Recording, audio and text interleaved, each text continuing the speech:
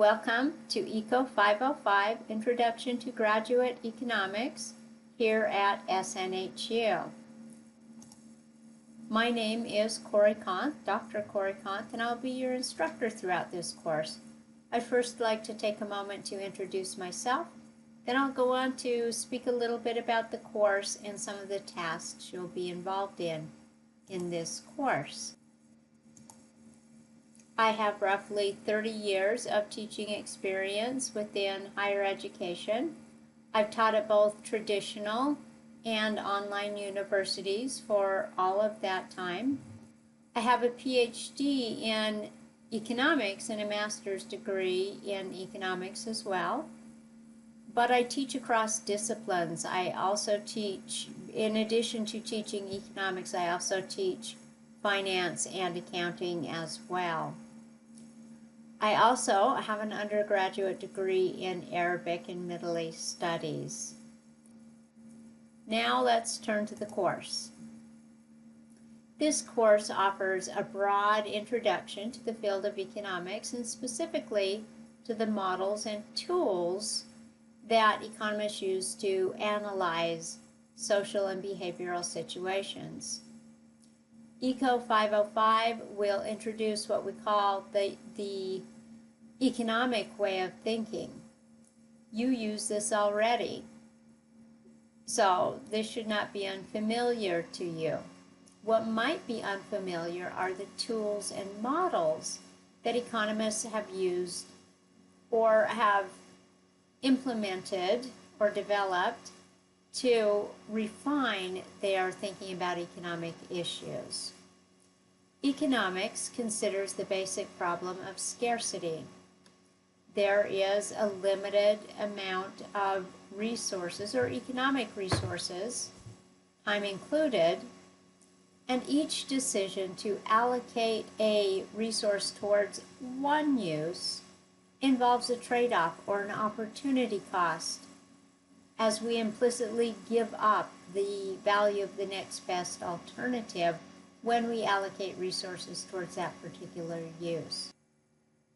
As the market system developed, economists argued that we should keep hands off of the economic system. This was a term called laissez-faire, or leave it alone. And we should just attend to maintaining a balanced budget. The reason that that balanced budget idea was so important is that economists were very familiar with monarchs, princes, so on, who would overspend the national purse and bankrupt a country and lead to, this would lead to massive borrowing and inflation and things like this that weren't positive. So, the role of government in the traditional view of classical economics was very limited. Adam Smith, who we see here, pointed out that there is a role for government, and it primarily revolves around three functions: defense, administration of justice, and public works. The role of government was beginning to expand, we can see here. However, the expansion of government and the role of policy really came about a little bit later, when economists began to recognize that the economic system was prone to periodic recessions and depressions. And it was John Maynard Keynes, that we see here, who really refined this idea and developed a model for a specific role of government to assist the economy when it fell into periods of depression. During the last decade, we have seen a number of a small number of models develop, including that of Milton Friedman, that had a little bit of a different focus, but this shows you that we had a number of models developing to address various policy issues, and this is what we'll look at in this class. During this decade, just the last decade, we have encountered additional novel challenges to economic policy And we've continued to see economic theory evolve.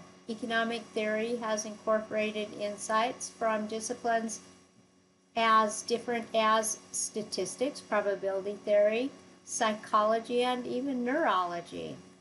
Today, economists work to develop artificial intelligence for firms like Google for this reason. Economics is an exciting field, and I hope you enjoy this course which introduces you to this field.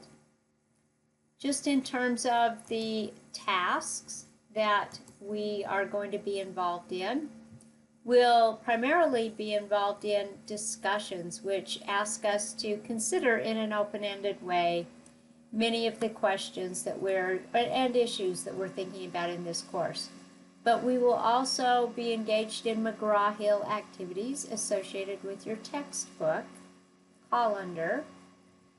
But then again, you will also write a series of milestones. Milestones are projects which are scaffolded upon one another, so you're fully prepared for each segment of that activity. Your milestones in this course will focus on a particular country, and your very first role in this course, and we'll accomplish this in the first few weeks, is to determine that you can find the appropriate data to carry out the various tasks associated with your milestone. If you can do that, you should be very prepared and very successful in the course. I look forward to spending time with all of you, and I hope you enjoy this course.